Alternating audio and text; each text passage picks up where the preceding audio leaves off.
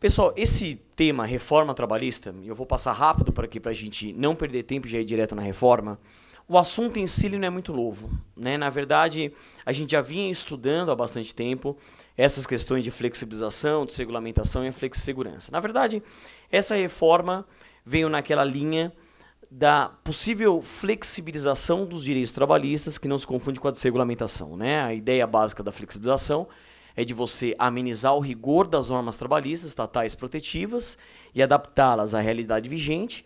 E a desregulamentação é você retirar a proteção, né? Então, a gente pode verificar que a reforma ela passou pela flexibilização, mas infelizmente também passou pela desregulamentação, que em tese seria o princípio do negociado sobre o legislado, né? Há uma dúvida e uma crítica muito grande do nome reforma, porque muitos entendem que, na verdade, não houve uma reforma, mas sim uma modernização da legislação trabalhista. Muito bem. Deixa eu ver se eu aponto assim. Assim. Não é para você, né? Aqui, ó. Para lá. Aqui é no computador. Espera aí. Deixa eu ver se é. Acho que é melhor. Puder me ajudar... Vamos lá. Fazendo uma análise crítica aqui da Constituição, então eu procuro sempre separar nas palestras se a própria Constituição Federal ela já trazia a possibilidade de flexibilizar direitos ou de adaptar os direitos à sociedade moderna. E desde 1988, a própria Constituição ela permite sim a flexibilização, ainda que de forma excepcional, mas ela sim o faz em 3 incisos, nos incisos 6, 13 e 14. E a gente precisa analisar quais são as dicas ou requisitos da própria Constituição. E ela diz, por exemplo, no inciso 6, o princípio da irredutibilidade salarial, salvo negociação coletiva. O inciso 13 fala da duração do trabalho normal, não superior a 8 horas diárias e 44 semanais, sendo facultada a compensação de horário ou a redução da jornada mediante acordo ou convenção coletiva. E o inciso 14 fala dos turnos ininterruptos de revezamento com limite de 6 horas, salvo negociação coletiva, né? Talvez o ponto fora da curva é o inciso 13, que fala salvo acordo ou convenção coletiva ou mediante acordo ou convenção coletiva. Como a palavra acordo está solta, a súmula 85 ela permite o acordo individual escrito para compensação de horário, que é o que está previsto na súmula 85 do TST. Mas ainda assim, qual é a dica principal? Que para que haja a flexibilização, seria condição sine qua non um instrumento de negociação coletiva. A interveniência sindical, convenção coletiva ou acordo coletivo. E ela também está prevista tanto no artigo 7º, inciso 26, quanto no 8º, 6 da própria Constituição. E a doutrina, como por exemplo o Sr. Pedro Paulo Teixeira Manos, ele disse que eu não poderia ter a flexibilização por si só de per si, que na verdade ela deveria trazer algum tipo de contraprestação benéfica ao trabalhador. Mas isso não está claro na própria Constituição. Isso seria um entendimento doutrinário com respaldo jurisprudencial, né? Muito bem. Deixa eu ver se a gente consegue. Pode jogar lá, por favor, até a próxima tela. Isso, pode voltar um pouco. Isso, a reforma. Entrando na reforma, o governo, a meu ver, não sei se todo mundo aqui concorda com isso, ele já veio dando sinais que ela viria. E a reforma ela começou com 7 artigos e ela, entre aspas, do nada, ela passou para 117 artigos. Então, exatamente, foram 117 artigos alterados na CLT. O seu número exato, porque a gente teve que comentar artigo por artigo. Você acaba decorando do trabalho que dá. Então, foram exatamente 117. Mas de uma reforma que, inicialmente, ela estava prevista em 7 artigos, né? Mas nós tivemos essa questão das contas inativas do Fundo de Garantia, que para os estudiosos foi uma forma de flexibilização, porque ampliou a possibilidade de a gente movimentar a conta vinculada do Fundo de Garantia, e não nas formas tradicionais do artigo 20 da Lei 8.036 de 90. E aí nós tivemos, todo mundo ouviu falar, da Lei 13.429 de 31 de março de 2017, que foi intitulada Nova Lei da Terceirização, que em tese o nome está errado. Porque não é uma nova lei da terceirização. Na verdade, foi a lei da terceirização, porque não havia uma outra. Só que, além disso, essa lei ela alterou ou promoveu modificações na Lei 6.019/74, que é a Lei do Trabalho Temporário. E algo que foi muito ventilado na mídia, e com todo respeito de forma errônea, é que essa lei ela permitiu a terceirização irrestrita em atividade fim, o que não é verdade. Para quem leu a lei com atenção, o que simplesmente ela permitiu só? Ela, curiosamente, ela trouxe direitos e deveres que não existiam e flexibilizou o prazo do trabalho temporário. Porque antes qual que era o prazo? Era de 3 meses, salvo a autorização do Ministério do Trabalho, e tinha a portaria 789/2014, que podia chegar até 9 meses, e hoje qual o prazo está na lei? Podendo chegar a 180 dias consecutivos ou não, podendo ser prorrogado por mais 90 dias consecutivos ou não. Mas em nenhum momento essa lei permitiu a terceirização restrita em atividade fim. Muito pelo contrário. Ela só permite a terceirização nos moldes do trabalho temporário. E muita gente confunde ou tenta diferenciar trabalho temporário com terceirização. O trabalho temporário nada mais é do que uma hipótese ou situação tipo de terceirização lícita que já era autorizada pela súmula 33181. Tanto que quando a gente lê a súmula fala que a contratação de trabalhadora mediante empresa interposta é legal, formando o seu vínculo diretamente com o tomador de serviço, aí está lá, vírgula, salvo no caso de trabalho temporário, entre parênteses, Lei 6.019 de 74. Portanto, o trabalho temporário já era uma situação tipo autorizante de terceirização lícita envolvendo a atividade fim. Tanto que, quando os empresários prestaram atenção nisso, e os próprios congressistas, o que eles pensaram? Erramos. Então teve que vir a reforma trabalhista, que a gente vai chegar lá, para reformar essa reforma. Agora sim, com a reforma trabalhista, aí não houve mais dúvida. Ela sim vai permitir a terceirização irrestrita de atividade fim, porque essa lei não permitiu.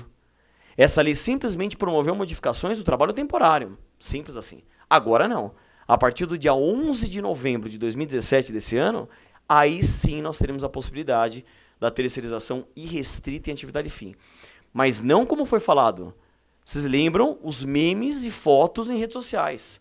Enterrando a CLT, a foto do pânico. Lembra? Sangrando a área trabalhista. Com essa lei aqui, quem leu essa lei, não sei se todo mundo já leu ela inteira, ela traz muito mais direitos do que prejuízos. Você pode até intitular como uma lei protetiva ao trabalhador. Essa lei 13.429. Agora, lógico, a reforma, com certeza, ela veio numa outra toada, é o que a gente vai analisar. Tá? Pode, por gentileza? Já acabei falando, por favor. Aí, o trâmite legislativo, como é que ele foi? Na Câmara, tinha essa numeração, 6787/2016. No Senado, recebeu a numeração, 38/2017. E aí, no final, todo mundo conhece o número. Essa lei que eu até destaquei em vermelho, 13.467, de 3 de julho de 2017. Ela foi publicada, Diário Oficial da União, no dia 14, com vacatio legis de 120 dias. Já fizeram a contagem, vai entrar em vigor exatamente no dia 11 de novembro de 2017, que cai numa sexta-feira. Isso já foi até divulgado. Então, curiosamente, cai numa sexta. Acho que é para a gente fazer o último estudo no final de semana, para a gente chorar no final de semana bastante, né?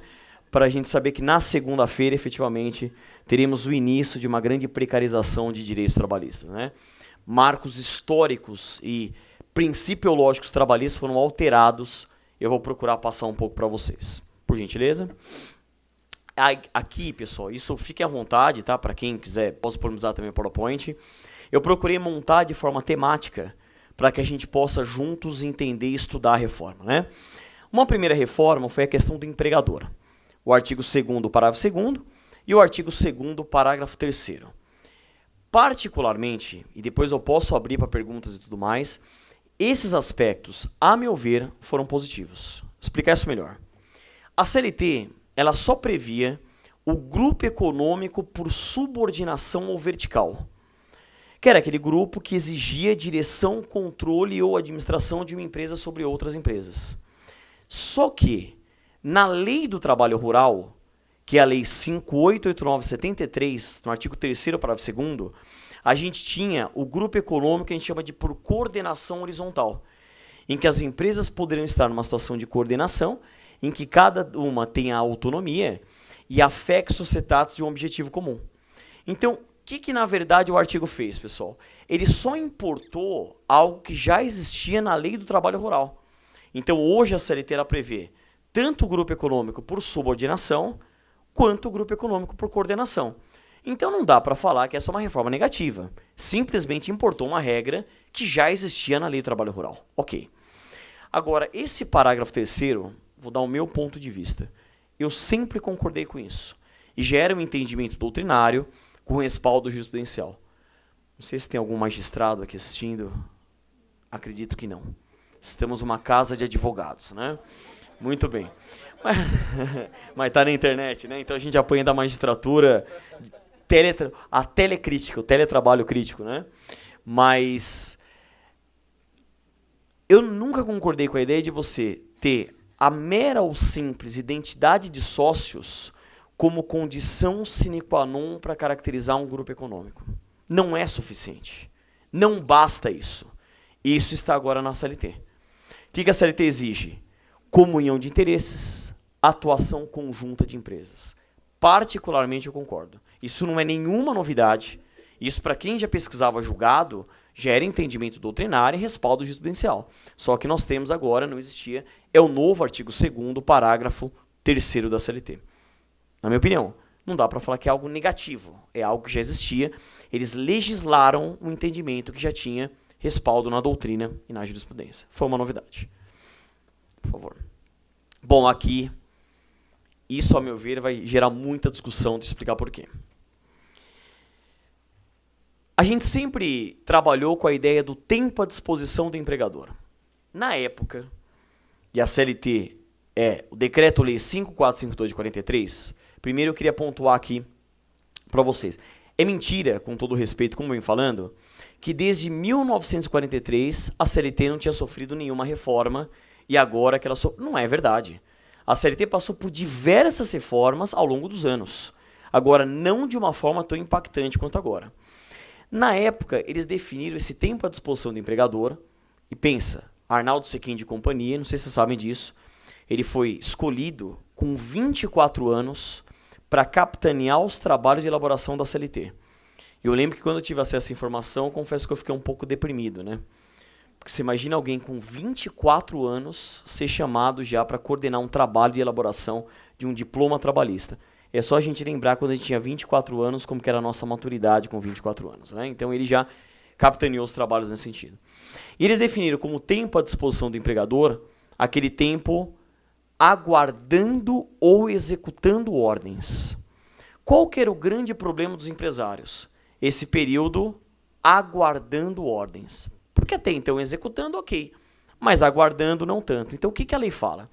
Que se por escolha própria ele buscar uma proteção pessoal em caso de insegurança nas vias públicas ou más condições climáticas, adentrar ou permanecer nas dependências da empresa, práticas religiosas, descanso, lazer, estudo, alimentação, atividades, lazer, relacionamento social, higiene pessoal, troca de roupa uniforme, esse período não será considerado à disposição do empregador e, portanto, não pode desaguar ou resultar em hora extra e reflexos. Qual que é a minha preocupação? Fizeram um estudo comparando o rendimento do trabalhador brasileiro com o rendimento do trabalhador norte-americano e europeu. E pasmem, das 8 horas de trabalho por dia, pergunto para vocês, quantas horas a gente efetivamente trabalha dessas 8 horas? Deu uma média de 5 horas e meia. 2 horas e meia. Para quê? Banheiro, cafezinho, banheiro, rede social em todas as suas classificações doutrinárias jurisprudenciais, Facebook, Instagram, etc, etc, e-mail, ligar para parente. Se eu estiver mentindo, eu posso corrigir aqui sem problema nenhum. Qual que é a minha pergunta? Eu não poderia fazer uma interpretação para eu retirar esse período do tempo computado e, portanto, não pagar como contraprestação? A questão é, algumas empresas já estão pensando na possibilidade de tentar cronometrar o efetivo tempo de trabalho do trabalhador. Eu fico imaginando como isso vai desaguar num processo trabalhista. Já imaginaram? Então, tem uma câmera te filmando, você vai no banheiro, para de contar. Aí você foi no banheiro. Aí você volta. Na hora que você pega o celular, entrou no Facebook e no Instagram, para de contar, depois você volta. Porque isso, em tese, é depois do trabalho, ou antes, especialmente depois. Mas você entende que daria para fazer uma construção, para a gente pensar nisso dentro do trabalho, como não computar? Porque a ideia é ser tempo à disposição do empregador, o tempo efetivamente trabalhado, e não mais aquele tempo aguardando o trabalho. Então, a minha preocupação é como isso pode desaguar no nosso período interno, não antes do trabalho e não depois. Mas no primeiro momento seria depois, esse período aqui em tese não será considerado tempo à disposição do empregador. Como eu coloquei aqui, houve uma mudança conceitual de enquadramento também, tá? Bom, essa é uma preocupação muito grande minha. Deixa eu explicar por quê. Alguém aqui chegou a acompanhar o dia da votação na Câmara? Eu cheguei a acompanhar. Foi até quase 3 da manhã. E o que muitos deputados falaram que me chamou muita atenção? Eles fizeram uma crítica veemente ao TST por esse tal de ativismo judicial. A gente sabe o como o TST dita súmulas e orientações jurisprudenciais. Então, o que eles alegaram lá? Que é missão do poder legislativo legislar como função típica. Parece besteira, mas é a tripartição de funções do Montesquieu, o espírito das leis. Mas quem tem um sistema de checks and balances, mas ainda assim é o poder legislativo que vai legislar. E não é missão do TST ficar legislando por meio de súmulas ou jotas. Então eles editaram esse artigo 8º, parágrafo 2º, que é uma grande preocupação que eu tenho. No começo, ok, que súmulas enunciados não só do TST, mas também dos TRTs, não poderão restringir direitos legalmente previstos, olha a segunda parte, nem criar obrigações que não estejam previstas em lei. Repetindo, nem criar obrigações que não estejam previstas em lei. Pergunto, das súmulas ou jotas que estão em vigor, quantas que vão permanecer? Ponto de interrogação. Te dou um exemplo simples. Nós temos uma súmula, a 443, que é a súmula do portador do vírus HIV ou outra doença grave que suscite estigma ou discriminação, preconceito. O que fala essa súmula?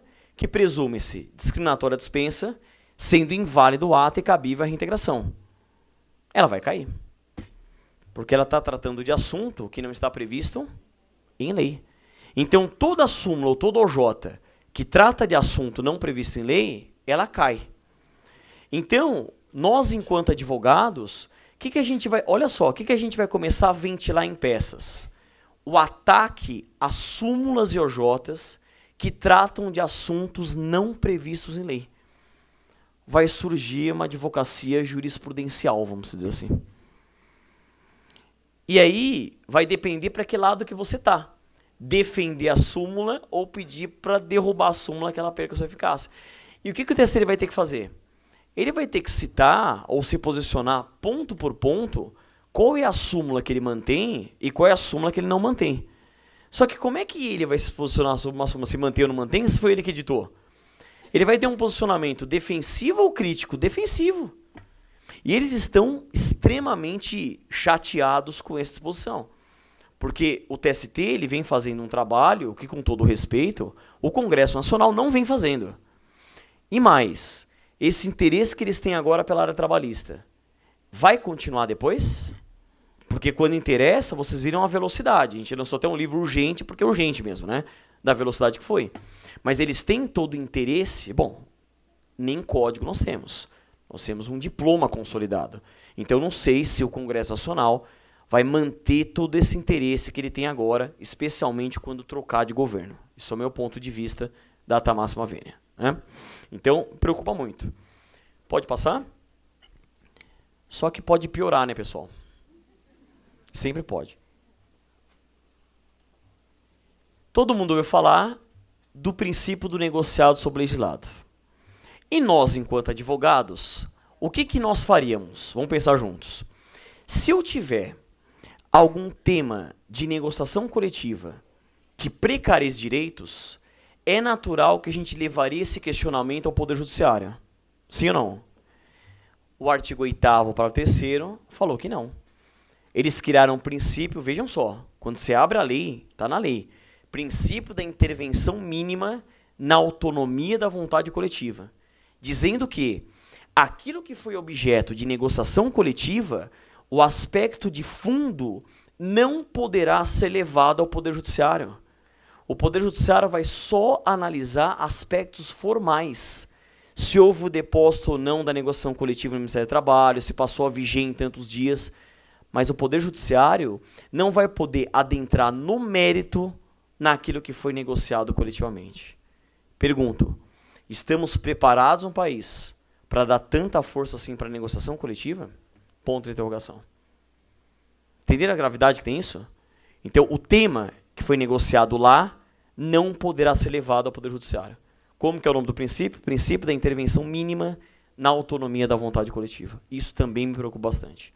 É mais ou menos o raciocínio, pessoal, da arbitragem. Aquilo que foi decidido em arbitragem, eu só posso levar ao Poder Judiciário aspectos formais. E eles citaram o artigo 104 do Código Civil, que traz os elementos de validade do ato jurídico à luz da escada pontiana do Ponto de Miranda. Elementos de existência, validade e eficácia são os elementos de validade segundo o Ponto de Miranda. Tá? Muito bem. Pode ir. Obrigado.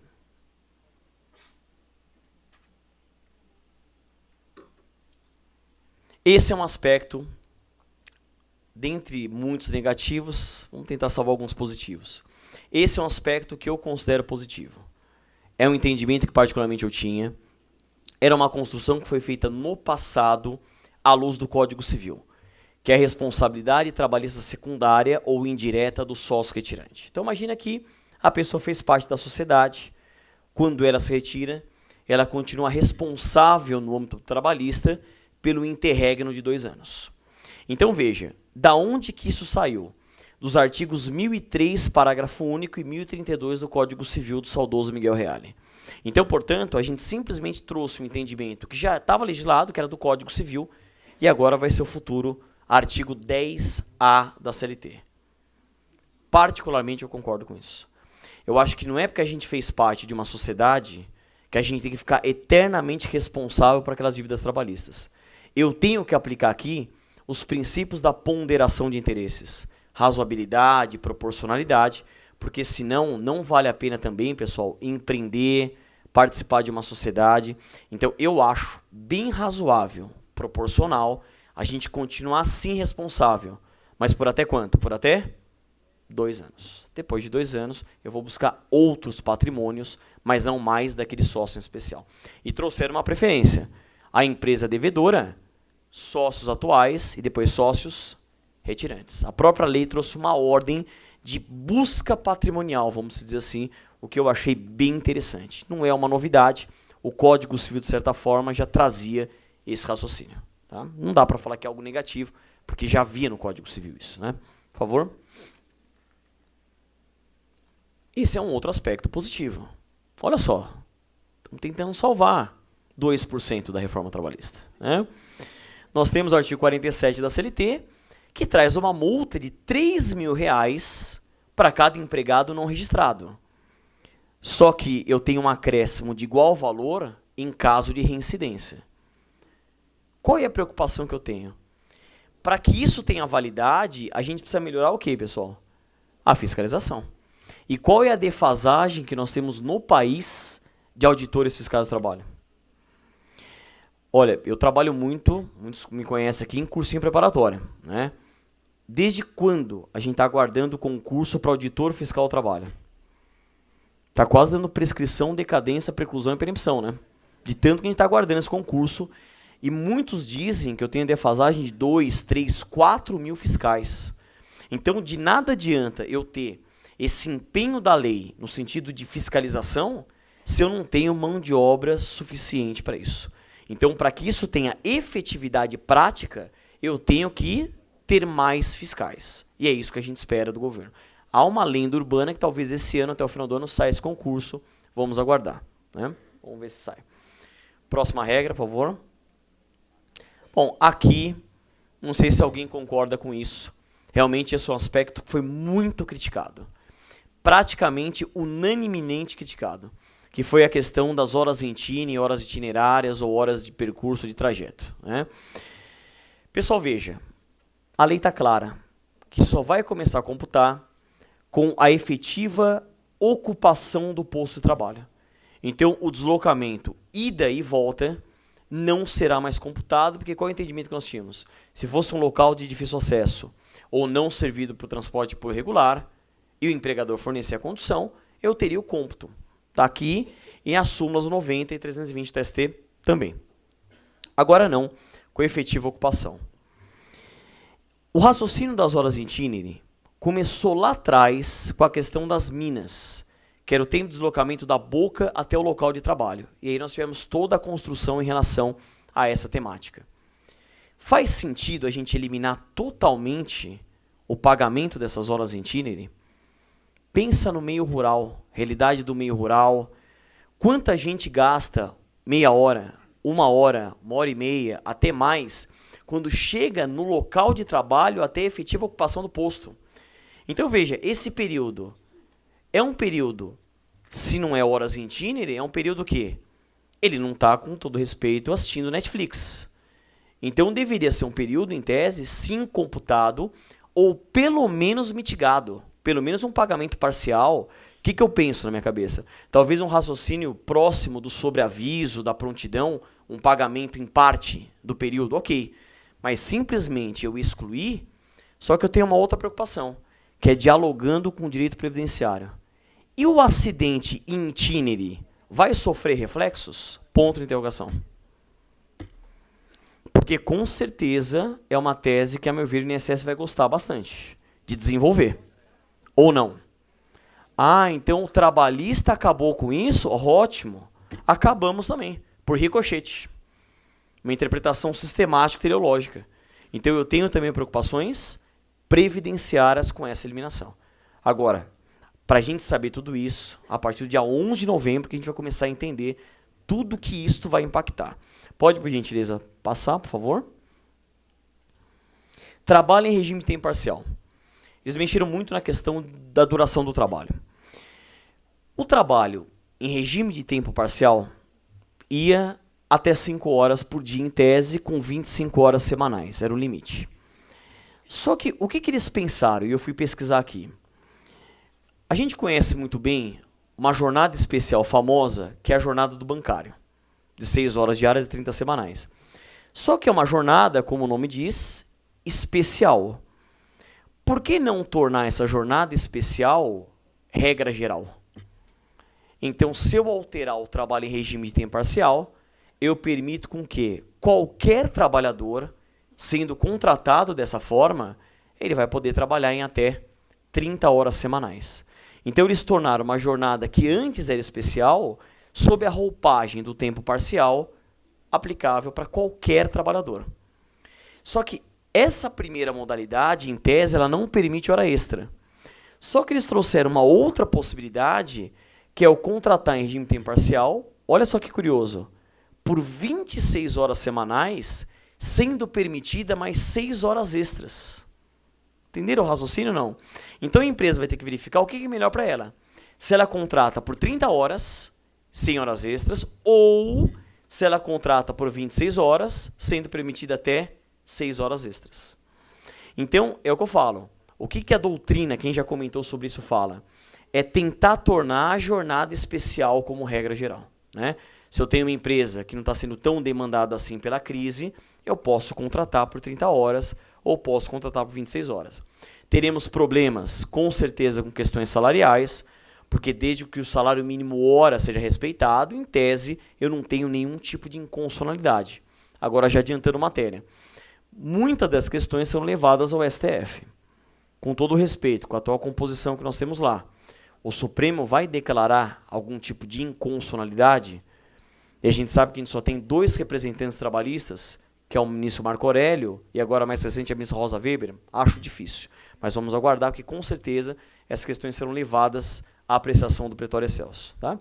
Pode, por gentileza, passar. Compensação de jornada. Vamos pensar juntos. Qual que era o grande empecilho do banco de horas? a necessidade da interveniência sindical, né? Muita gente confunde banco de horas com compensação de horário. O banco de horas é uma espécie do gênero compensação de horário. O banco de horas é a compensação anual. Dentro de um ano, eu tenho que compensar as horas. Só que o que a súmula 85, item 5, exige? Para que o banco de horas seja válido, eu tenho que ter interveniência sindical. O que eles pensaram na reforma? Vamos acabar com essa interveniência sindical. E eles criaram uma outra modalidade de banco de horas, que é o banco de horas semestral, bastando, olha só, um acordo individual escrito. Então agora a gente vai ter uma classificação de banco de horas. O banco de horas tradicional, que é de um ano, e o banco de horas moderno, que é o semestral por acordo individual escrito. Pergunto, já adiantando matéria. Que poder de barganha de negociação a gente vai ter em grandes empresas e multinacionais? Porque é óbvio que essa reforma ela não se preocupou com microempresa, empresa de pequeno porte. Ela se preocupou com grandes empresas e multinacionais.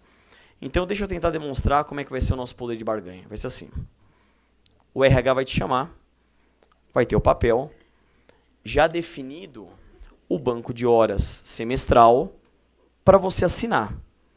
E vai ter um papelzinho do lado, um pouco mais do lado, que é o aviso prévio. Entendeu ou não? Aí você...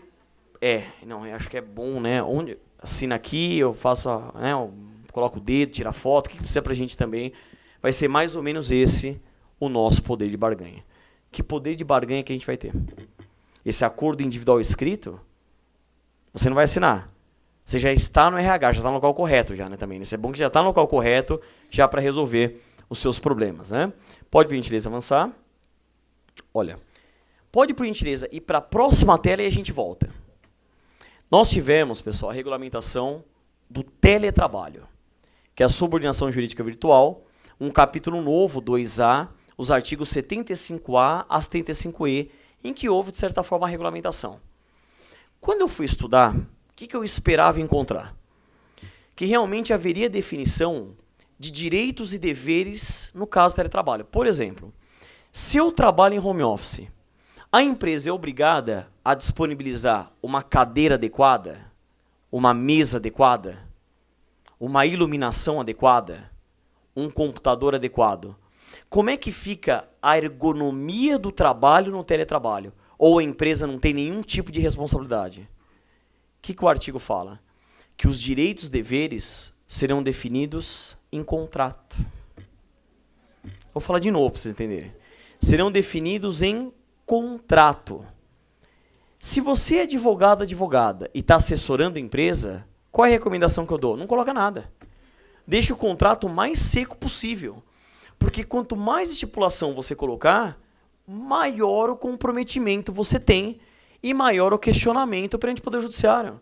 Então, a partir do momento que a empresa for demandada, o que ela vai alegar? Não, mas a lei fala que a previsão é contrato escrito. Pega meu contrato escrito. Eu não assumi nenhuma obrigação, então não tem nenhuma obrigação. Eu achava que eu ia encontrar mais ou menos como é a lei do estagiário, trazendo direitos, deveres, obrigações. Não, simplesmente tudo isso vai ser definido em contrato escrito e mais, falando que o empregador tem que dar orientações de normas de segurança. Orientações. Dá um folhetinho para você, tá? Lá em casa, ou manda por e-mail o PDF, dá uma lidinha. Essas são as normas de segurança e saúde que você tem que dar uma lida. Vai passar muito disso, pessoal? Só que pode piorar. Pode voltar um pouquinho? Lembra do artigo 62 da CLT, que a gente conhece muito bem? Na advocacia, a gente conhece esse artigo por quem? Pelo cargo de confiança? Que o empregado excluído do controle da duração do trabalho não tem direito a hora extra, adicional noturnos, intervalos, etc. Lógico que eles acrescentaram mais um inciso. Que inciso? Os empregados em regime de teletrabalho. Então, quantas horas um teletrabalhador vai trabalhar daqui para frente? 10, 12, 14, 16. E qual que vai ser o argumento da empresa? Por que você está reclamando? Você já está em casa. Você já está em casa. Dá uma deitada lá na sua cama, lá, toma uma ducha, volta a trabalhar, 20 horas por dia. Vai receber o WhatsApp madrugada, final de semana, ou não vai acontecer? Agora, eu te pergunto, não daria para estipular controle da duração do trabalho, pessoal? Sem dúvida. Um sistema de timesheet, alguma coisa assim? Não, simplesmente eles acabaram excluindo do controle. Né? Pode avançar, por favor? Bom, aqui eles viraram a chave. O que a gente tinha muita tese? Vamos lembrar. O desrespeito ao intervalo intra-jornada para refeição e descanso. Todo mundo aqui conhece exatamente a redação do artigo 71, parágrafo 4º? O que ela fala? Que o empregador deverá pagar o período correspondente acrescido de no mínimo 50%. Só que sempre houve dúvida de qual a correta interpretação do período correspondente. E nós tínhamos a súmula 437, nos seus itens 1 e 3, falando o quê? Isso levava ou gerava o pagamento integral do período correspondente com natureza o quê? Salarial. Não sei se todo mundo já pesquisou isso. Você encontra julgados de advogado que conseguiu comprovar que o empregado almoçou em 58 minutos, 57, 56, com condenação na hora cheia. Porque aquela tolerância de 5 minutos na entrada e ou na saída, ela não há essa previsão na hora do almoço. Muita gente acha que tem, não há essa previsão. Então, se porventura 1 minuto for desrespeitado por esse entendimento, o intervalo cheio foi desrespeitado. O que a reforma fez, pessoal? Ela mudou a chave.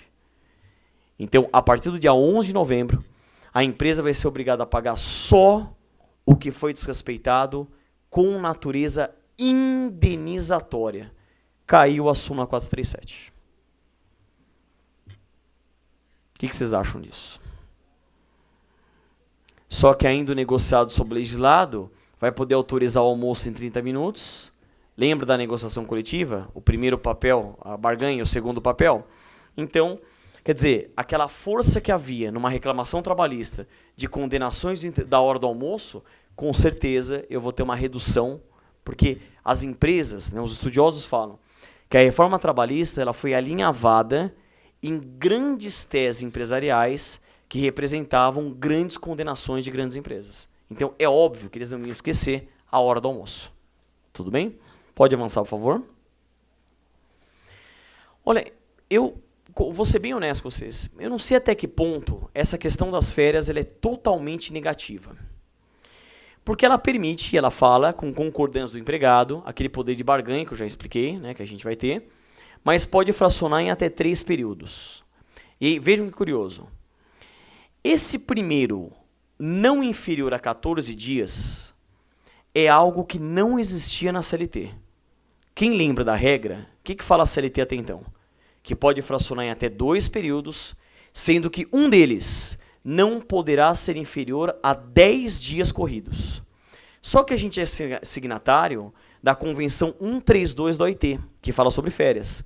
E por ser um tratado internacional sobre direitos humanos ratificado antes da emenda 45, ou teria caráter supralegal, ou você aplicaria aquele controle de convencionalidade, no sentido de dar um status constitucional até por envolver direitos humanos. Muito bem. A primeira lei que conseguiu prever isso foi a Lei dos Domésticos, a Lei Complementar 150/2015, lá no artigo 17, que fala que no fracionamento, um dos períodos, no mínimo quanto? 14 dias. Agora, como é que fica na CLT? Um dos períodos fica no mínimo 14 dias e os outros 2, no mínimo, 5 dias cada. Então, se eu fizer uma conta matemática, fica 14, mais 5, 19, mais 5, 24. Então, se a empresa fracionar em 3 períodos, no mínimo, o trabalhador vai ter 24 dias de férias. Só que a gente sabe que a tabela não foi alterada de 30, 24, 18, 12. Então, o RH tem que ficar atento no sentido do fracionamento em 3 períodos, porque se fracionar em 3 períodos, o mínimo será de quanto? De 24 dias. Porque eu terei 14, 15 e 15. É o mínimo previsto lá no artigo 134. Né? Então, quem faltou, teve as faltas injustificadas no período aquisitivo, aplicando as férias. Por exemplo, tendo 18 dias, o fracionamento em tese não deveria ser de 3 períodos. Mas caso seja, o trabalhador vai ganhar dias, porque o mínimo será de quanto? De 24 dias. Tá? É um detalhe meio matemático, mas um detalhe importante. E aí, algo interessante. Não pode iniciar férias, isso a gente já tinha em convenção coletiva, acordo, etc., que antecede 2 dias antes de feriado ou dia de repouso semanal remunerado, que faz sentido, né? Eu aproveitar e coincidir o início com DSR, o feriado, o que não faz sentido. Por favor, pode avançar. Olha, esse é o ponto, né? Esse ponto, assim, eu posso afirmar com certeza, se não foi o mais criticado da reforma, inegavelmente foi um dos mais. Teve um aspecto positivo que os civilistas nos elogiaram, que em vez de a gente colocar do dano moral, nós colocamos do dano extrapatrimonial.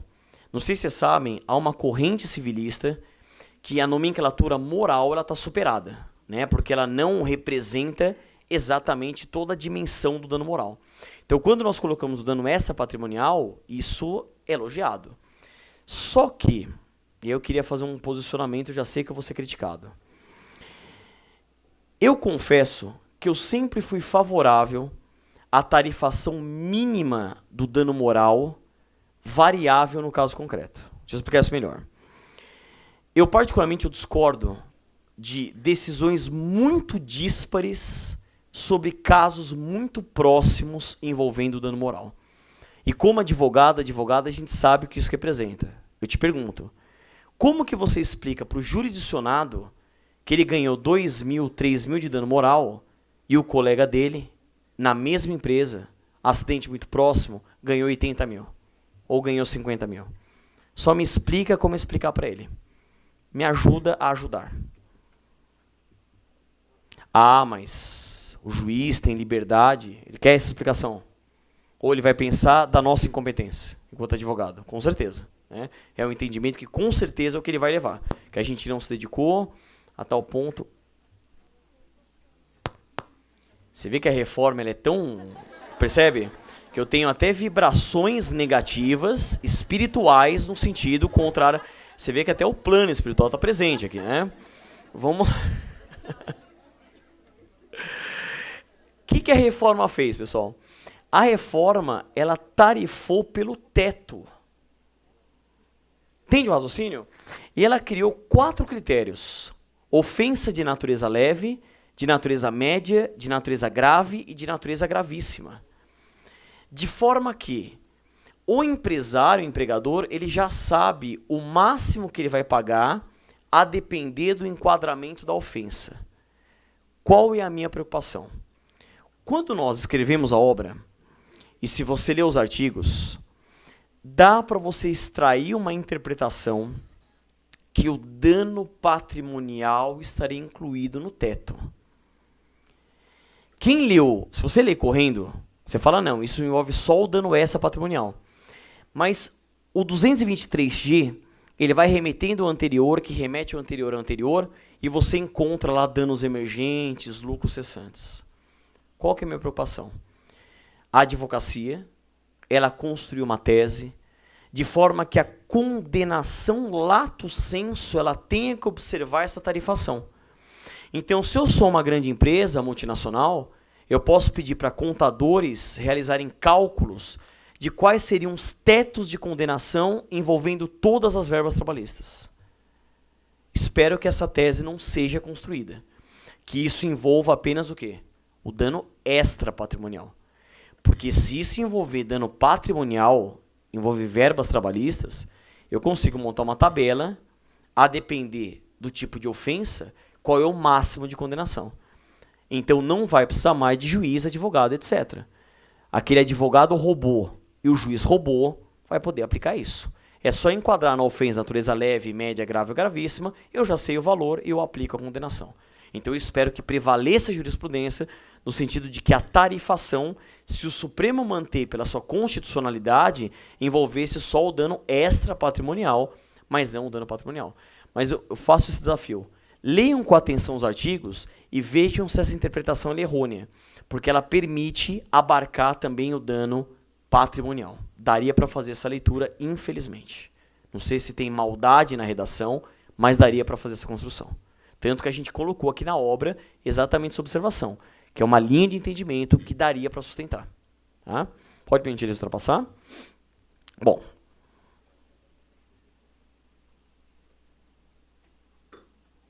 eles criaram a figura do hipersuficiente. Nós sempre trabalhamos com o hipossuficiente, né? Desde a graduação a gente conhece a expressão. Eles pensaram em trabalhadores que não se confundem com o chão de fábrica. Então eles pensaram o seguinte: aquele que tem diploma em nível superior e ganha mais de 2 vezes o teto do regime geral da Previdência Social, que hoje é de aproximadamente 5.500, então arredondando 11.000, seria esse hipersuficiente. Qual é a preocupação? É a redação do artigo 444, parágrafo único, que diz com todas as letras que a livre estipulação dele terá a mesma eficácia do princípio do negociado sobre o legislado. Ou seja, terá força de lei e afastará o que está na CLT. Qual que é a minha preocupação? O que as empresas podem fazer, pessoal? Criar a categoria dos hipersuficientes. E eu pago um salário, se dá 11.000 a conta, eu pago 11.000 e 1 centavo, só para não correr o risco, né, de não ser o hipersuficiente. E aí o que eu faço? Se eu fizer com ele a pejotização, a PJ vai ter valia? Porque está falando que a livre estipulação tem a mesma eficácia. Não, mas você é um hipersuficiente. Você pode abrir mão dos seus direitos. Você tem discernimento sobre isso. E outra, você ganha bem. Você ganha 11.000 reais. Você tem uma vida realmente muito confortável. Você consegue aí ter o mesmo poder de barganha de uma multinacional. A questão é, essa pessoa não continua sendo subordinado ou subordinada em relação a uma multinacional, uma grande empresa? Essa é uma preocupação. Só que não é só isso. A gente vai ver lá na frente o que eles criaram para essa figura, tirando o diploma do nível superior. A arbitragem por cláusula compromissória. Então eles criaram a possibilidade, que é o 507A, que a gente vai ver, de que, e ó a maldade, eu fiz um estudo comparado, aqui tem o diploma de nível superior. Lá na arbitragem não tem. Basta ganhar mais do que 2 vezes o teto do regime geral de previdência social. Então, se eu sou uma multinacional, o que eu crio? Eu crio uma arbitragem, enquadro ele como hipersuficiente, eu o contrato já dessa forma, eu estipulo que qualquer problema que a gente tenha vai passar por onde? Pela arbitragem. Só que a arbitragem sou eu que pago, eu tenho dinheiro. Eu que sou a empresa. Então, qual que é a nossa preocupação? De a justiça do trabalho, ela se tornar uma justiça de pequenas e médias empresas, de trabalhadores não hipersuficientes. Porque se eu fizer um bom raciocínio, eu consigo afastar essas pessoas do poder judiciário. Tanto porque o que ele fala vale, tem a mesma eficácia, e eu consigo estipular para ele a arbitragem. Então foi permitida a arbitragem, pasmem, não é só por compromisso arbitral, é também por cláusula compromissória, que é antes da ocorrência do litígio, e não depois que ocorreu, que a gente sempre entendeu que era uma renúncia prévia a direitos. Agora não, agora a CLT vai permitir isso. Entende a preocupação desse hipersuficiente? Então talvez seria a validade da PJ nesse caso. Só que eles pensaram nisso. Como tentar dar uma valia maior à pejotização diante do entendimento majoritário de que é fraude? Eles criaram, pode avançar, uma contratação. A Associação de Empregadores aqui, pessoal, deixa eu só passar. Pode avançar um pouquinho mais, depois eu volto aqui. Pode avançar um pouco mais, qualquer um. Pode avançar, por favor? Pode avançar? Acho que eu não coloquei. Não. Pode voltar. Nós criamos o artigo 440, lembra de cabeça? O artigo 442, letra B. O artigo 442, letra B, traz o contrato de trabalho autônomo.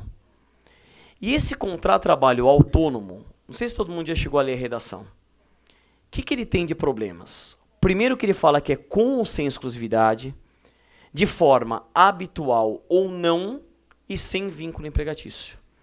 Então, se eu pego o hipersuficiente, eu celebro com ele um contrato de trabalho autônomo, e eu estipulo a arbitragem, tá tudo certo. Você entende a amarração que foi feita? Né? Os artigos eles foram costurados. Então, é uma forma que eu evito com que esse trabalhador entre com a ação. Agora, você como advogada, eu tenho esse contrato autônomo. Se na prática ele for um falso autônomo e trabalhar com subordinação jurídica, e a gente entrar com a ação pleiteando o vínculo pelo princípio da primazia da realidade, pergunto, o Poder Judiciário vai reconhecer o vínculo ou é o artigo flexibilizando a subordinação jurídica e a habitualidade? Sabe o que eu entendo? Que talvez esses dois requisitos entram em crise agora. A questão da habitualidade, se vai ser necessária ou não, e a subordinação jurídica. A gente vai ter subordinação jurídica da forma que a gente sempre estudou, com o hipersuficiente e o contrato autônomo? Porque entende que o contrato autônomo é, entre aspas, a suposta legalização da pejotização? Não daria para legalizar a PJ, mas eu crio o contrato autônomo. Só que com a facilidade. Sem o CNPJ, eu uso o CPF. É uma pessoa física, não precisa nem gastar dinheiro com o contador. A gente faz o contrato aqui, eu te pago só aquele valor. Só que se eu pego esse contrato e eu estipulo algum direito trabalhista, é possível? Algum descanso, algum tipo de férias? Ou eu não coloco nenhum direito? Porque se é uma... Lembra, o que os juízes falavam pra gente? A PJ não descansa. Então, quando eu tinha uma PJ saindo de férias, esse era um indício de fraude. Mas se eu tenho um trabalhador, ele não tem direito a descansar? Mas se eu coloco no contrato, não corre o risco do vínculo? Mas vai ter o vínculo? Ou é a lei autorizando não ter o vínculo? Porque eu não li ali como está na lei do estágio. Qual o paralelo que eu faço? O artigo 3º da lei do estágio fala o seguinte, que o estágio não cria vínculo de qualquer natureza desde que a lei seja cumprida.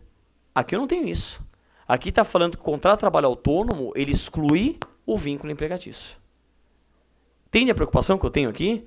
Então eu estou dando muita força de negociação para o hipossuficiente, partindo da premissa que ele não tem toda essa negociação e partindo da premissa que empresas bem assessoradas por advogados, com certeza vão criar essa categoria excluída do próprio Poder Judiciário. Tá? Muito bem. A questão da associação de empregadores, pessoal, não houve nenhuma grande novidade, teve uma assunção integral de dívidas e a empresa sucedida responderá... essa parte era um entendimento, solidariamente quando houver fraude, então não é um artigo tão impactante assim. A gente até colocou, veja, ele é impactante na prática, mas não é nenhum entendimento novo, a gente já tinha esse entendimento, pode avançar. Olha, contrato intermitente. Esse é outro problema que, inclusive, esse é um dos pontos objeto, para quem não sabe, da medida provisória ou suposta medida provisória do Temer que vai reformar a reforma da reforma. Entendeu? Então a gente teve a reforma, e a medida provisória seria a terceira reforma. Não é o bis in idem, é o tris in idem, sabe como é que chama? Né? Reforma da reforma da reforma.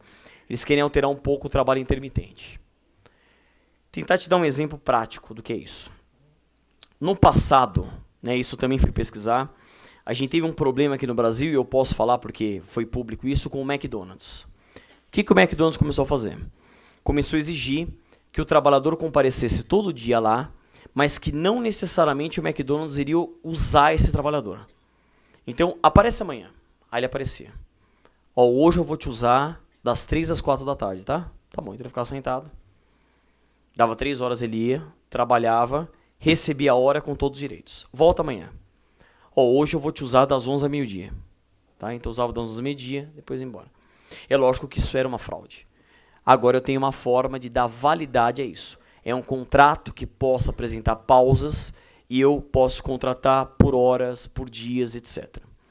Então pense, por exemplo, no final de semana, um buffet, em que um buffet normalmente usa ou disponibiliza 20 garçons. E num determinado final de semana, em que tem mais de um evento, ou a possibilidade de, eu posso eventualmente chamar 40, 60 garçons, por exemplo. Aparece sábado lá ou aparece domingo lá. Ele aparecendo, se houvesse a necessidade do serviço, ele trabalharia com todos os direitos. E se não houvesse, não. Já vou ler. Qual é a crítica que é feita em relação a isso? Eles colocaram que o tempo de inatividade, ele não será computado. Então, se porventura o tomador de serviços me usar 2 horas e eu ficar meio que disponível para ele 3, 4, 5 ou 6 horas, esse tomador vai ter que pagar só quanto? 1 ou 2 horas. Então, o trabalhador teria que ter a habilidade de preencher a sua grade. de forma que das 8 às 10 da manhã estaria num lugar, das 11 a 1 em outro lugar. Fácil fazer isso, pessoal, em tempo de crise? Preencher a grade? E a questão do deslocamento, de ir de um lugar para outro, etc. Só que não para por aí. Nós temos algumas regras aqui, ó. Pode ser qualquer meio eficaz de comunicação. Tem que avisar com 3 dias corridos de antecedência. Avisa, ó, eu vou te usar daqui 3 dias. E, pessoal, é a expressão que vai ser usada mesmo, né? Pode avançar. Recebida a convocação, o empregado terá o prazo de 1 dia útil para responder ao chamado, presumindo-se no silêncio a recusa. Então, se ele for chamado, ele recusar, ele ficar em silêncio, perdão, isso é uma recusa. Só que se ele aceitar e não for, ele vai ter que pagar uma multa de 50% do que ele receberia. É como se fosse um inadimplemento contratual por frustrar uma expectativa de trabalho. O que vocês acham disso? Percebe? Então ele é convocado, ele aceita, tadinho. Aceita, ok. Teve algum imprevisto, não pôde ir, vai ter que pagar uma multa de quanto? De 50%. A parte que descumprir, obviamente, pensar em quem que vai descumprir, pessoal. Não a empresa, sim, o trabalhador eventualmente descumprir. Pode avançar? E aí deixaram claro que o período de inatividade não será considerado tempo à disposição do empregador e, lógico, tadinho, você trabalhador, você pode prestar serviços a outros contratantes. A questão é como que ele vai conseguir trabalhar para outros contratantes, né? Agora, ele precisa trabalhar. Qual é o argumento dos empresários? Não, mas eu estou oferecendo posto de trabalho. Estou te usando 2 horas só por dia, mas pelo menos é melhor ter isso do que não ter nada. Então, qual a ideia da medida provisória? É tentar melhorar um pouco esse contrato de trabalho intermitente. Tanto que quando a gente lê o artigo 443, que tem a classificação do contrato, lembra? Ele podia ser tácito ou expresso, verbal ou escrito, por prazo indeterminado ou determinado, e o contrato de trabalho intermitente. Eles alteraram também o caput do 443 da CLT. Tá? Pode avançar, por favor. Bom, vestimento uniforme. Tivemos um caso no escritório, sem citar nomes. É muito comum de sexta-feira a estipulação do casual day, né?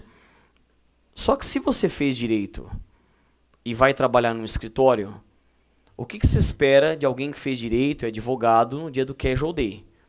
Que tenha um patamar civilizatório mínimo de vestimenta, né? O padrão do homem médio, que é o que você espera, né? No nosso caso, o rapaz foi de regata, bermuda e chinelo.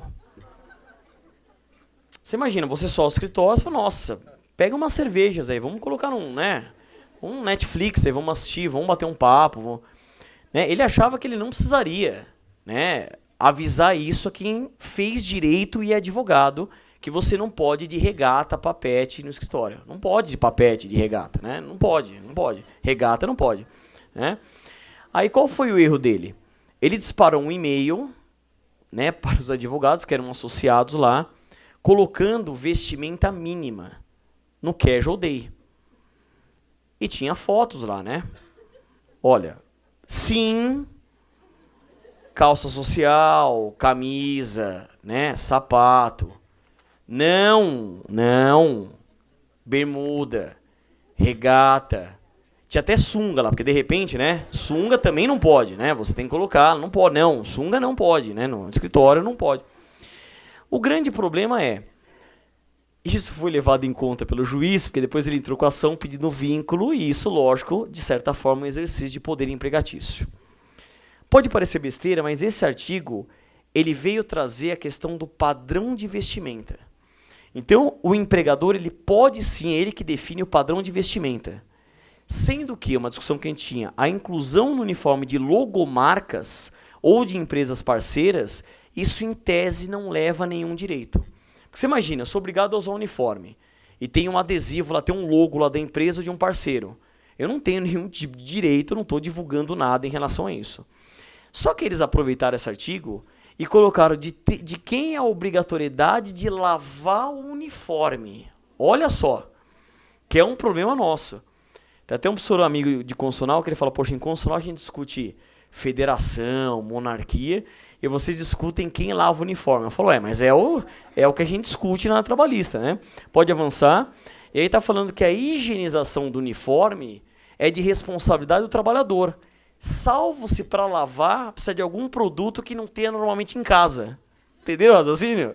Então, olha, se o que para lavar o seu uniforme não é com base em Omo, etc., e precisa de algum outro produto, aí é a empresa que é responsável em lavar o uniforme. Até isso, a reforma trabalhista se preocupou com esse artigo. Pode avançar. Olha, equiparação salarial, pessoal. Vou ser bem honesto com vocês. Se a empresa estiver bem assessorada aqui, ela consegue afastar de vez a equiparação salarial. Porque, veja, vamos pensar juntos. Qual que era o grande requisito negativo da equiparação salarial? A empresa ter o quê? Quadro de carreira, homologado pelo Ministério do Trabalho, porque daí a empresa adota o critério da promoção por antiguidade ou merecimento alternadamente. Só que é um quadro de carreira homologado pelo Ministério do Trabalho. O que os empresários pensaram? Por que não eu estipular um quadro de carreira sem passar pelo sindicato ou sem passar pelo Ministério? Eles fizeram isso. Então eles mudaram aqui. Se eu tiver uma pessoa organizada em quadro de carreira ou adotar, presta atenção na redação, por meio de norma interna da empresa ou de negociação coletiva, plano de cargos e salários, dispensada qualquer forma de homologação ou registro em órgão público. Pessoal, acabou. Então é só desenhar bem um quadro, não precisa nem passar pelo Ministério nada, e eu consigo rechaçar as teses de equiparação. E você imagina o nome dos cargos, a diferença de salário. Mais R$10, mais R$5, mais 15, etc. Eu consigo desenhar um sistema para que eu afaste a equiparação. Só que não para aí. Lembra que os advogados desenvolveram a equiparação salarial em cadeia, em cascata ou per saltum, em que eu tinha um paradigma remoto que denotava na cadeia e eu conseguia na cadeia buscar em relação ao paradigma remoto. Eles acabaram com isso. Que é vedada a indicação ali de paradigmas remotos. Eles acabaram com a tese da equiparação salarial em cascata. Eu não posso mais indicar paradigma remoto. A CLT ficou clara. Eu só posso indicar paradigmas contemporâneos, mas não mais paradigmas remotos. Eles pensaram, lógico, em grandes condenações. Opa, pode. Pessoal, só uma moça que passou um pouco mal e travaram o carro dela. Quem está com o Agile preto ENT 0316. Se puder retirar, acho que é para o resgate entrar e etc. Agile preto EN3 0316. Obrigado, perdão. Imagina aqui. Vamos lá, pode continuar, por favor? Bom, não poderia deixar de passar pela extinção do contrato, né? E na extinção do contrato, olha, esse artigo também foi muito criticado. Porque o caso emblemático no Brasil das despedidas em massa ou coletiva foi o caso da Embraer, que todo mundo acompanhou, que aproximadamente 4 mil empregados foram despedidos. A questão chegou no TST e no STF, e o que foi decidido? Que a empresa, em tese, ela até poderia aplicar uma despedida coletiva em massa, desde que ela usasse, primeiro, ferramentas previstas na CLT que evitassem isso, como férias coletivas, layoff, PPE, e eu tivesse negociação coletiva. Vejam a redação, a maldade no coração. Não, essa redação aqui, vejam, não tem como concordar. As dispensas imotivadas, individuais, plurimas ou coletivas, equiparam-se para todos os fins, não havendo necessidade de autorização prévia de entidade sindical ou de celebração de convenção coletiva, acordo coletivo de trabalho para sua efetivação, pessoal. A redação deixa alguma dúvida? Nenhuma dúvida. Vejam só, houve uma equiparação de dispensa motivada individual, plurima e coletiva, sem qualquer tipo de necessidade de passar por sindicato, Ministério do Trabalho. O que a gente demorou tantos anos para construir a teoria ou a tese de minimamente ter negociação coletiva como condição sine qua non, obviamente que o artigo foi nessa linha, no sentido de rechaçar essa necessidade. Então, qual é a preocupação nossa? Vocês imaginem uma multinacional, uma grande empresa, uma construtora, uma montadora, mandando do dia para a noite 5 mil empregados embora, 3 mil, 10 mil. sem motivar, porque a gente já não precisava motivar mesmo, porque a Convenção 58 do OIT foi ratificada e denunciada, e além disso, sem a necessidade de passar pelo sindicato. Se a nossa dispensa já era uma das mais flexíveis do mundo, porque na Europa, por exemplo, nós temos a Convenção 58 do OIT, que exige a motivação da dispensa, eles equipararam a coletiva com a individual sem passar pelo sindicato no Ministério do Trabalho. Me dê um exemplo de algo mais flexibilizador do que isso aqui. Não tem, pessoal. Realmente isso não tem. Só que dá para piorar, não dá? Dá. Vamos avançar, por favor. Esse já era um entendimento do Supremo. A questão da adesão ao plano ou programa de demissão voluntária. Se eu tiver a previsão disso em instrumento de negociação coletiva, isso traz a quitação geral ao extinto contrato. Tem eficácia liberatória geral. E o que está acontecendo? Vocês estão acompanhando agora. Já tem bancos oferecendo isso, PDV, com negociação coletiva. Mesmo em vacatio legis, eles já ficaram empolgados com essa possibilidade. Gera um entendimento, só que o entendimento do Supremo era via acordo coletivo. Eles não iam esquecer. Eles colocaram o que aqui? Convenção coletiva ou acordo coletivo. Em seja plena e irrevogável quitação, aí tem essa ressalva no final que é para inglês ler. Salvo disposição em contrária estipulada pelas partes. Então você vai chegar lá, ó, eu vou até aderir, tá? Mas eu quero fazer algumas ressalvas aqui. O rapaz fala, como é que é? Que ressalva do que? Assina isso aqui, é isso aqui, ó. O plano é esse, não tem ressalva, esse é o plano. Ou seja, eu estou afastando o hipersuficiente da justiça pela arbitragem, eu estou trazendo o PDV com quitação geral ao extinto contrato e estou permitindo a dispensa coletiva sem motivação e sem passar pelo sindicato. Você entende a costura que foi feita aqui? Vamos avançar. Não, mas eu vou permitir uma forma de extinguir o contrato por distrato, o comum acordo. Por que era comum acontecer na prática? Lembra que o empregado pedia para ser mandado embora? Não, vamos fazer algo que os dois têm vantagem. Então vai ser possível a extinção do contrato por acordo, vai receber metade do aviso prévio ser indenizado e a multa, e a integralidade das demais verbas, e vai poder levantar 80% do depositado no fundo de garantia. Só que, lógico, não vai autorizar o ingresso no segundo emprego. Então, em vez de eu ter aquele sistema do empregado pedir para ser mandado embora, agora vai ser possível a estipulação da extinção do contrato por distrato quando eu tenho a vontade de ambas as partes. Então, seria nesses moldes, metade daqueles lá, a integralidade das demais verbas, e eu levanto 80% do meu fundo de garantia. Só que eu não consigo dar entrada ao seguro-desemprego, porque justamente eu tenho um distrato. É uma nova modalidade que surgiu. Só que havia também a preocupação de tudo isso da prescrição, da nossa prescrição quinquenal retroativa. E pode avançar, o que eles criaram? O 507A eu falei, que foi a cláusula compromissória para o hipersuficiente. Vejam 507B, pessoal. Eles criaram o termo de quitação anual das obrigações trabalhistas. Na vigência ou não do contrato, perante o sindicato, com eficácia liberatória das parcelas. Então, o que eu faço? Chegou o final de 2017, vamos zerar 2017? Eu te devo 10 mil, vamos quitar em 5 mil, vamos assinar isso aqui, zeramos. 2018, idem. 2019, idem. Se ele entrar com a ação, os que sobrarem, o que eu apresento? Eu apresento esse termo de quitação anual das obrigações, não. A gente vai discutir só o ano vigente. Porque o que ficou para trás, a gente já fez a quitação anual. Qual que é a minha preocupação quando eu escrevi isso aqui? Vai ser possível essa quitação retroativa? Ou ela vai valer só para frente? Você entende? Eu pego uma empresa que tem todo um passivo. Vamos fazer? Vamos começar 2017, depois 2016, depois 2015. Passa pelo sindicato, a gente não tem poder de barganha. Eu vou quitando os anos. Então, a nossa prescrição quinquenal retroativa, ela fica o quê, pessoal? A discussão só do ano vigente. Entenderam ou não? Qual era a ideia? Acabar com a prescrição quinquenal retroativa. E mais, lembra que havia dúvida da prescrição intercorrente?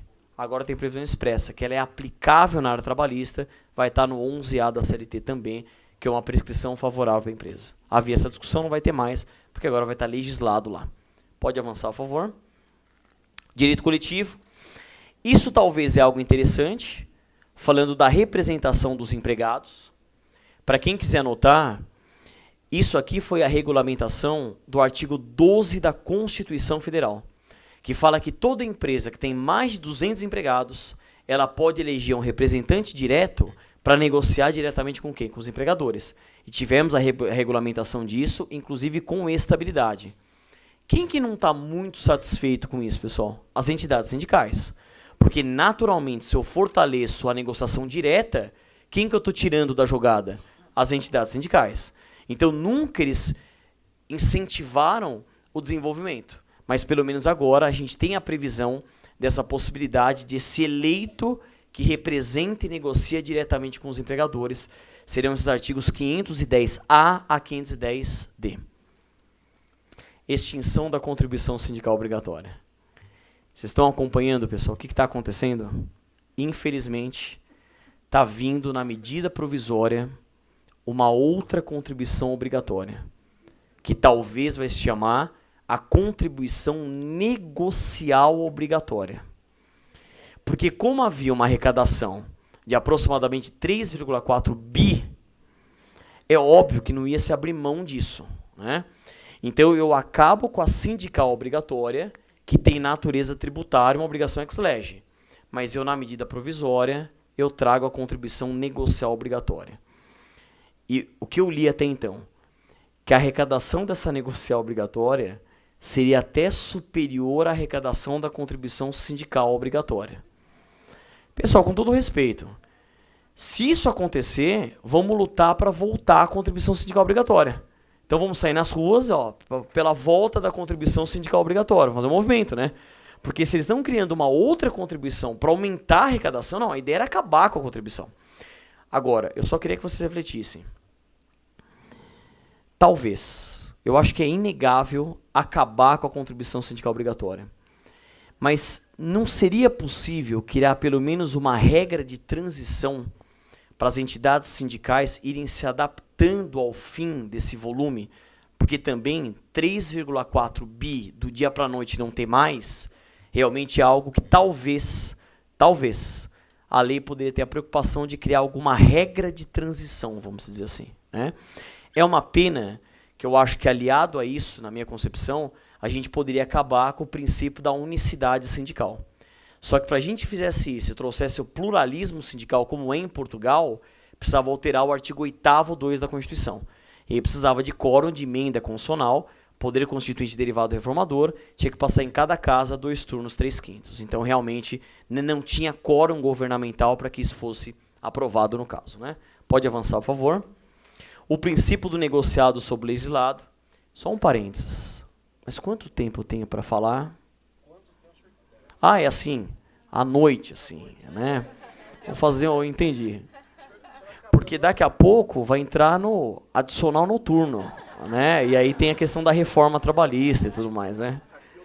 Ah, então tá imune? Então tá ótimo. Então eu fico mais tranquilo dessa forma. Então nós temos o princípio do negociado sobre legislado, que é o 611A. Vejam, pessoal, a gravidade dos temas.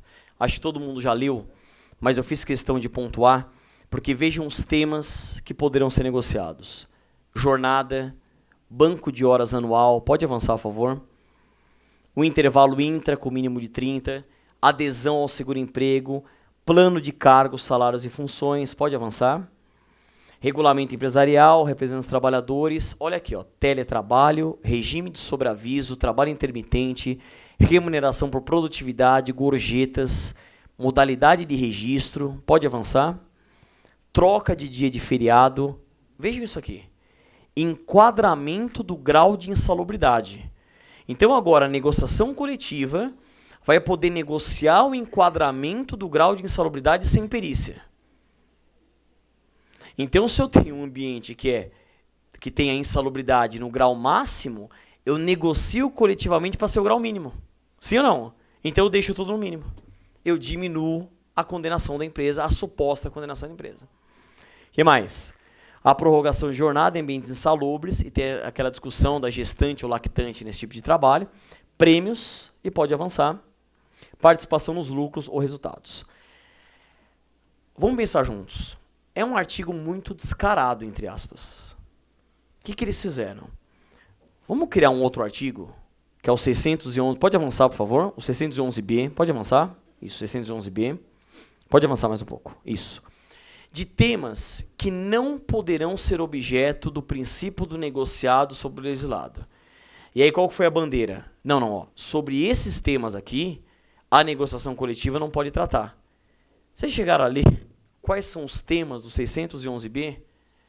Eles são, pessoal, os temas dos artigos 5º, 7º a 11 da Constituição, que já não poderiam ser alterados de toda sorte.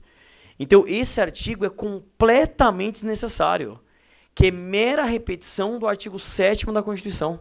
Então, eu tenho vários temas lá que, naturalmente, não poderia ser objeto do negociado sobre o legislado. Só que, veja uma maldade desse parágrafo único, que fala que as regras sobre duração do trabalho em intervalos, juro que eu tenho até dificuldade de ler, não são consideradas como normas de saúde e higiene. Olha, pessoal, a gente precisa fazer um novo estudo do que são normas de higiene, saúde e segurança no trabalho. Porque se temas de duração do trabalho em intervalos não são, eu pergunto o que são. Como que não são, pessoal? Lógico que são. Isso aqui é de uma inconstitucionalidade patente, obviamente que são. Então, simplesmente para permitir que o negociado sobre o legislado atue sobre duração do trabalho em intervalos. E problemas que nós estudamos hoje, quais são? A questão do excesso de trabalho, a questão do direito à desconexão do trabalho, direito ao lazer nas relações de trabalho, a síndrome de burnout, são temas que decorrem do excesso de trabalho. Se eu tenho a negociação podendo passar por esses temas, não é uma norma de saúde e segurança no trabalho, e o teletrabalho é excluído do controle, isso não pode potencializar essa ofensa ao lazer nas relações de trabalho, à dignidade da pessoa do trabalhador. Então, se a gente luta no mundo para diminuir o número de horas, isso com certeza, a meu ver, pode potencializar em muito a quantidade de horas, né? Pode avançar, por favor.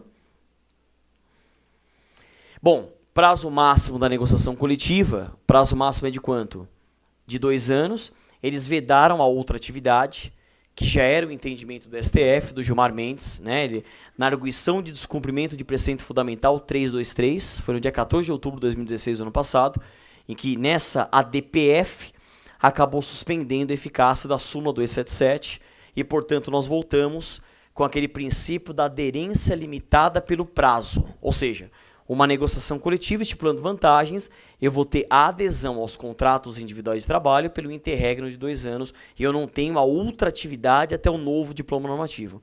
Então, o artigo fala claramente que é vedada a outra atividade, então a súmula 277 ela caiu de vez, isso com base na decisão do Gilmar Mendes, na arguição do descumprimento do preceito fundamental 323. Tá?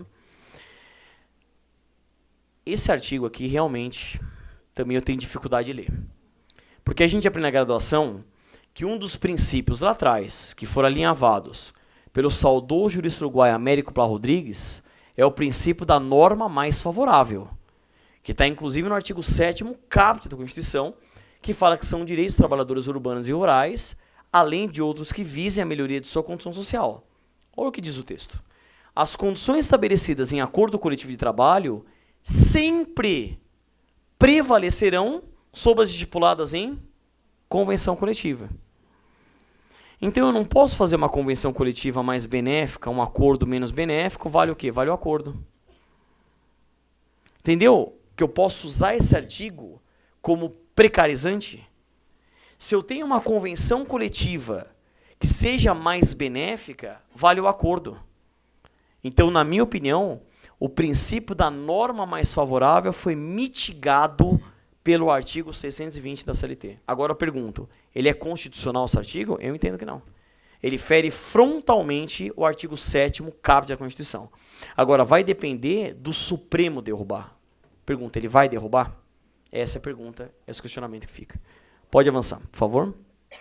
Bom, aqui eu procurei, pessoal, já estou com 1h30 mais ou menos aí de palestra, só para a gente pontuar um pouco mais rápido, a questão das reformas processuais. Só um parênteses. Isso aqui foi muito pouco divulgado na mídia. A mídia se preocupou muito mais com trazer informações do dito material, né, individual e coletivo, mas não de processo. Agora, talvez algumas reformas processuais foram interessantes, e eu montei por temas. Tá? Então, quais são as discussões que nós temos? A limitação de acesso ao Poder Judiciário, pagamento de custos processuais, honorários, etc, etc. Pode avançar, por favor? Isso.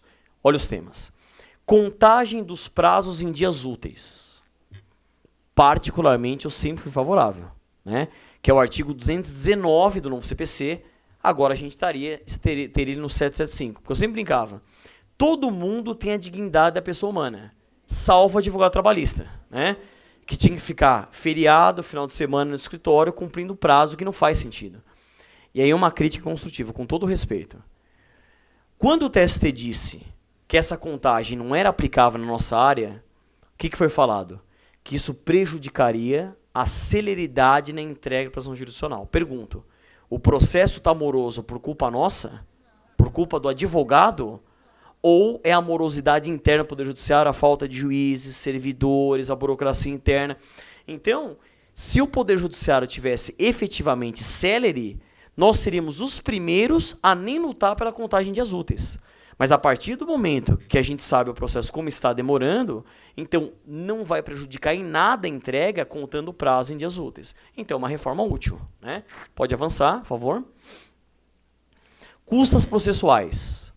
Colocar um limite de custas, um máximo dos benefícios do regime geral da Previdência Social, porque lembra que tinha um mínimo, 2%, mínimo de R$ 10,64, e agora tem um máximo de custas, que é de 4 vezes o limite máximo de benefício do regime geral da Previdência Social.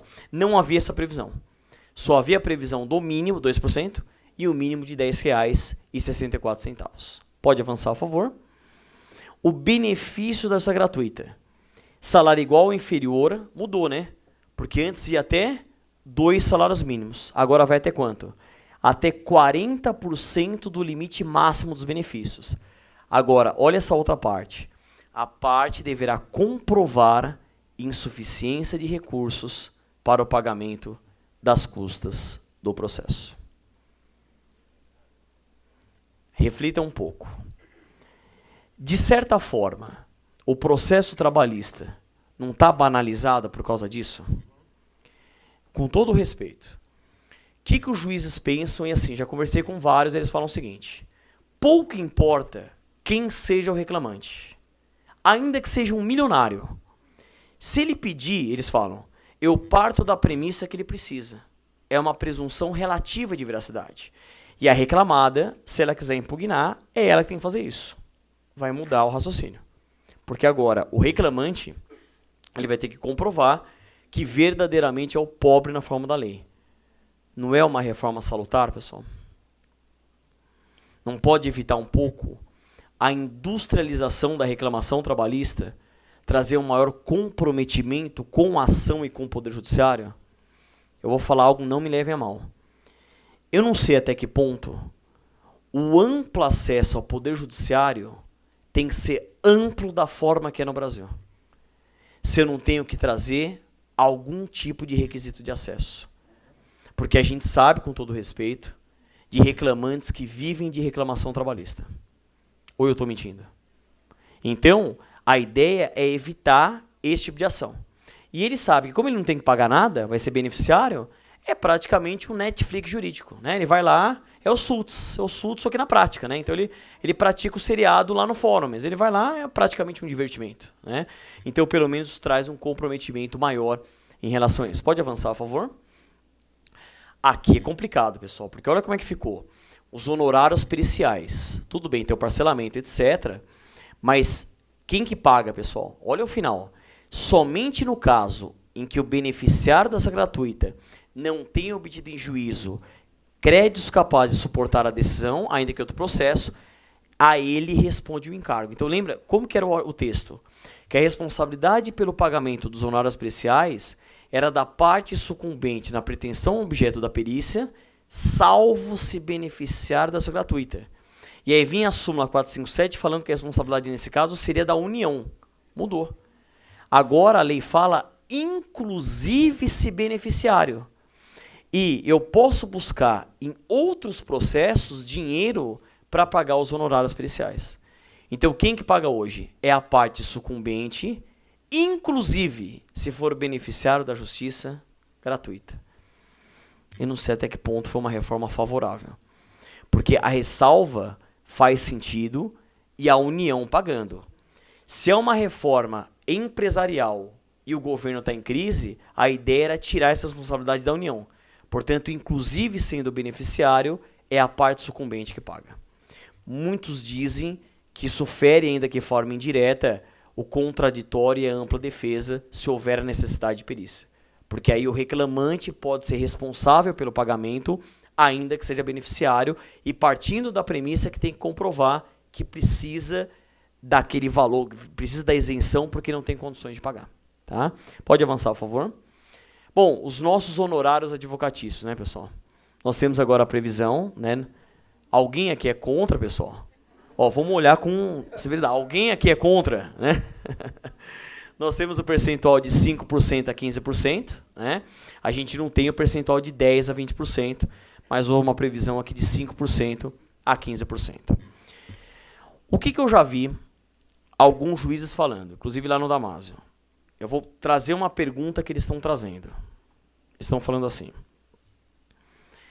Era justificável os honorários contratuais de 30% porque nós não tínhamos honorários de sucumbência. A partir do momento que a gente vai passar a ter honorários de sucumbência, é possível ao magistrado, de alguma forma, limitar ou reduzir os honorários contratuais de 30%? Ponto de interrogação. Não sou nem eu que faço a pergunta. Foram os juízes que eu conversei. Porque eles dizem, segundo eles, que a história dos nossos 30% é porque a gente não tinha isso.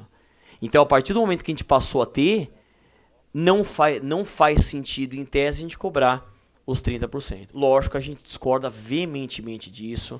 Não faz sentido esse tipo de raciocínio.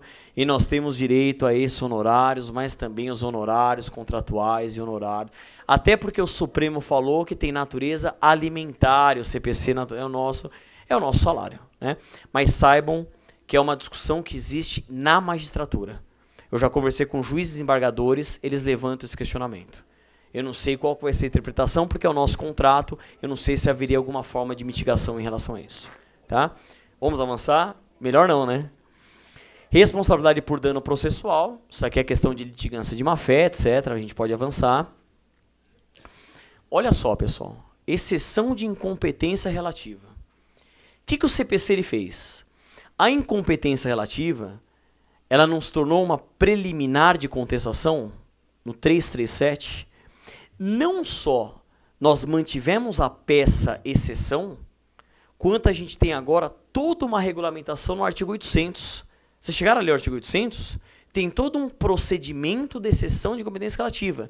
Tem que ser uma peça autônoma, a gente apresenta em 5 dias, suspende o processo, a parte contrária tem que se manifestar em 5 dias e depois, ao final, o processo ele volta a correr.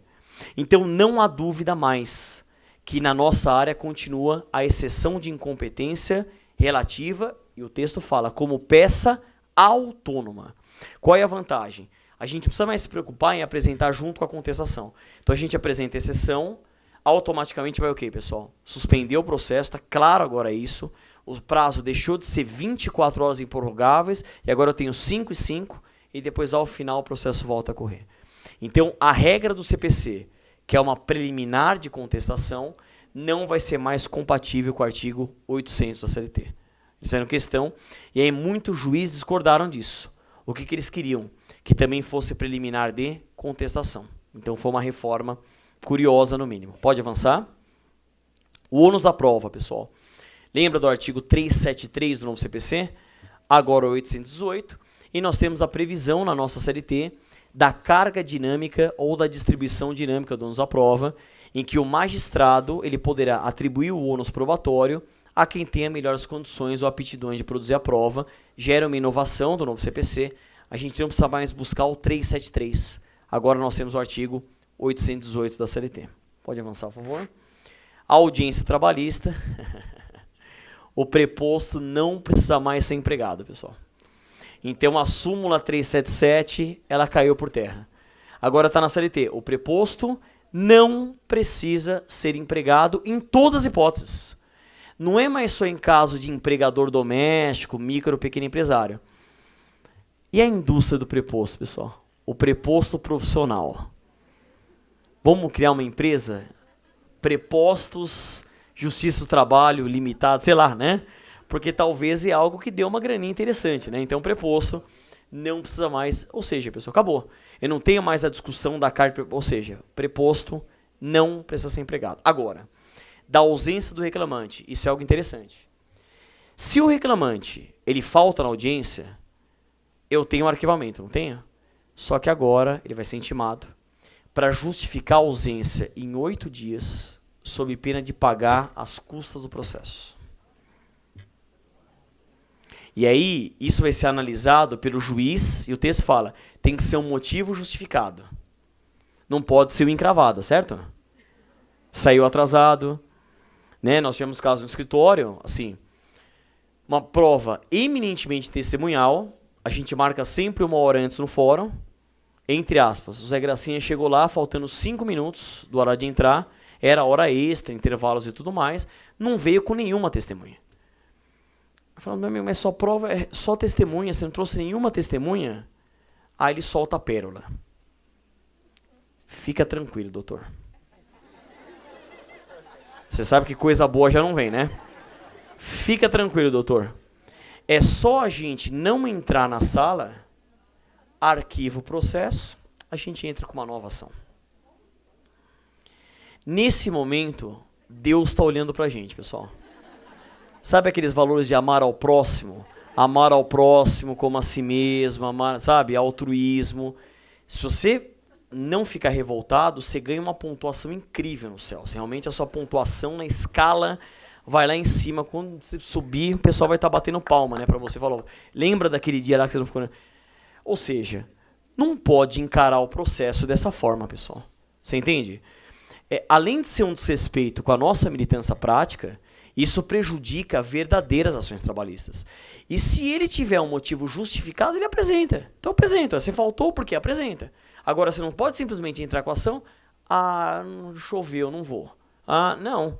Vai ter que apresentar um motivo justificado. Os juízes que eu conversei não gostaram dessa parte. Eles entendem que isso é inconstitucional porque fere o amplo acesso ao Poder Judiciário, o artigo 5º, inciso 35. É a visão majoritária da magistratura com quem eu conversei.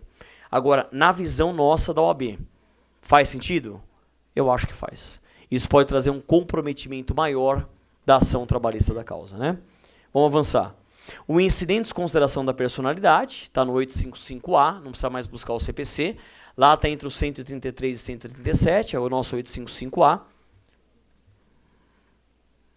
A jurisdição voluntária para homologação de acordo extrajudicial, eu tenho todo um procedimento, 855B a 855E, pode avançar. Na execução trabalhista, nossa, esse ponto eu preciso fazer um comentário. Os juízes estão muito bravos com isso aqui. Por quê? Qual que era a grande ferramenta do juiz do trabalho? Não era o 878 da CLT? Que é o princípio do impulso oficial na execução trabalhista? E o que a CLT fala com clareza? Que a execução poderá ser promovida totalmente pelo juiz de ofício, né? O que fala o texto agora? Não mais. A execução vai depender de requerimento da parte e o juiz só vai poder atuar de ofício se a parte estiver atuando em ius postulandi, sem advogado. O que vocês acham disso? Com todo respeito, a gente não que às vezes um excesso, um abuso por essa atuação de ofício. Eu conversei com muitos processualistas. Os processualistas gostaram muito disso.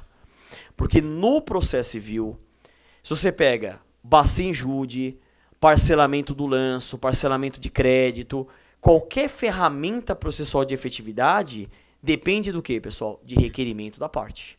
Mesmo o incidente depende do quê? De requerimento, com contraditório, ampla defesa. Então, pelo menos agora eu tenho uma limitação. Então, houve uma mitigação do impulso oficial. Agora, o juiz só pode atuar de ofício se a parte for atuante em uso postulante. Mas se tiver com advogado, vai depender o quê? Do nosso requerimento. Bacenjude, parcelamento, nada de ofício. Buscar algum tipo de patrimônio de ofício, não. Vai ser tudo a requerimento. O que os juízes, não precisa nem falar o comentário dos juízes. Óbvio que nenhum deles gostou, porque eles entendem que o fato de ser totalmente de ofício trazia maior efetividade. Quer dizer, eles teriam maior poder de atuação e é lógico que isso também pode ferir contraditória e ampla defesa. Então, eles não gostaram dessa modificação. Pode avançar. Recursos. Pessoal, regulamentaram a transcendência. Essa foi uma reforma importante, né? Não sei se todo mundo chegou a ler. A gente sempre teve dúvida em o que era a transcendência. Vocês já foram no dicionário para pesquisar o que é algo transcendente? Tudo bem, é algo que transcende, mas é algo importante e relevante. Só que lembra que a CLT falava que tinha que apresentar reflexos gerais de natureza econômica, social, política ou jurídica. Então agora nós tivemos a regulamentação do que é o reflexo de natureza econômica, social, política ou jurídica. Só que eu posso adiantar para vocês. Para quem já leu, eu até comentei aqui na obra, ainda a regulamentação está muito genérica. Então, que saída que eu enxergo que seria salutar para a gente? O TST fazia a mesma coisa que o Supremo vem fazendo em relação ao recurso extraordinário da repercussão geral. O que o Supremo faz? O Supremo declara, esse assunto eu entendo que é de repercussão geral. O TST poderia fazer isso. Esse assunto é de transcendência, esse assunto é de transcendência, esse assunto é de transcendência. Para a gente ter um melhor critério de subida de recurso de revista, né?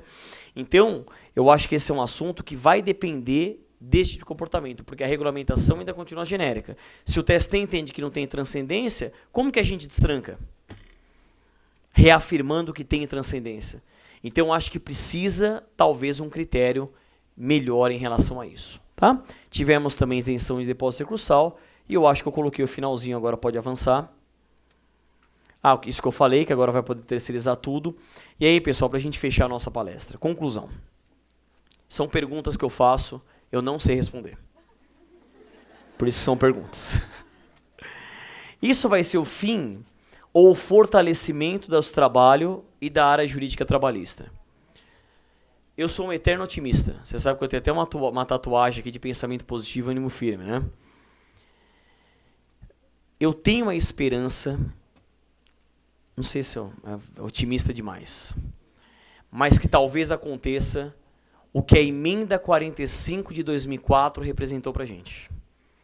Que lembra que a gente tinha uma discussão próxima dessa na época, e a emenda não só fortaleceu a nossa área, como elevou em muito, né, a justiça do trabalho.